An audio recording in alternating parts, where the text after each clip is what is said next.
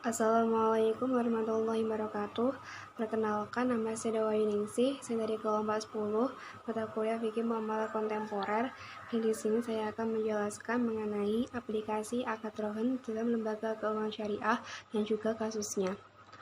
Rohen merupakan produk penunjang sebagai alternatif pegadaian untuk memenuhi kebutuhan nasabah yang mendesak. Terkait dengan rohen, dalam praktik perbankan syariah, bank tidak menarik manfaat apapun kecuali biaya keamanan dan juga biaya pemeliharaan.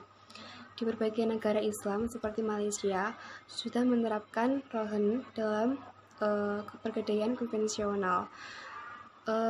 Bedanya yang dipungut dari nasabah yaitu adalah biaya penitipan, pemeliharaan, penjagaan, dan juga penaksiran. Mengenai alur praktik rohen dalam lembaga keuangan syariah pada umumnya yaitu sebagai berikut. Yang pertama, nasabah menyerahkan jaminan atau marhun kepada murtahin atau bank syariah. Yang kedua, akad pembiayaan dilakukan antara rohin dan juga murtahin. Yang ketiga, setelah kontrak ditandatangani dan agunan diterima oleh bank syariah, maka bank syariah dapat mencairkan dananya. Yang keempat, rohin melakukan pembayaran kembali tambah dengan fee yang telah disepakati. Fee ini berasal dari sewa tempat dan biaya untuk pemeliharaan agunan.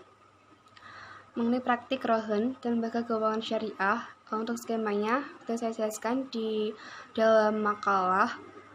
Saya akan menjelaskan mengenai kesimpulan dari skema tersebut. Yang pertama yaitu melalui bank, nasabah dapat menggunakan barang tertentu yang digadaikan dengan tidak mengurangi manfaat atau merusak barang tersebut. Apabila terjadi kerusakan, maka akan menjadi tanggung jawab dari nasabahnya.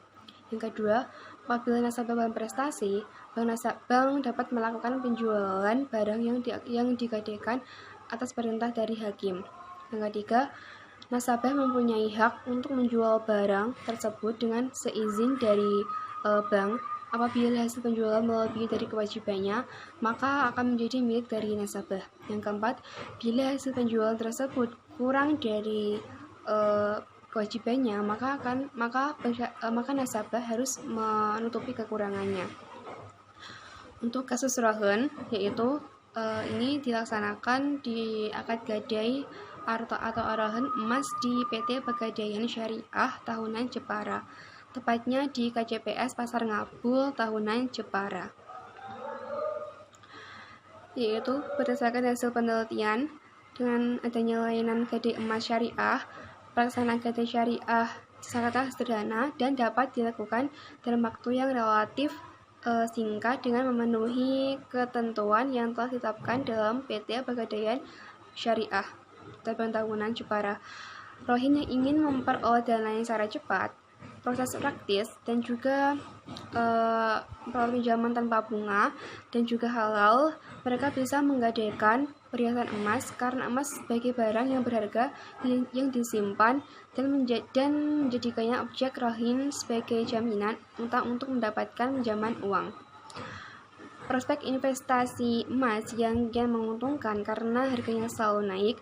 Dalam kurun waktu 15 menit, dana yang diperlukan oleh nasabah dapat terpenuhi. Kendala yang dihadapi adalah kendala internal seperti uji air emas yang melemah. Yang kedua mengenai kendala eksternalnya seperti banyaknya nasabah yang telat dalam membayar angsuran. Adanya marhun yang nilainya ketika dijual tidak dapat melunasi keseluruhan kewajiban dari rohin. Sekian tadi presentasi yang dapat saya sampaikan. Kurang lebihnya saya mohon maaf. Wassalamualaikum warahmatullahi wabarakatuh.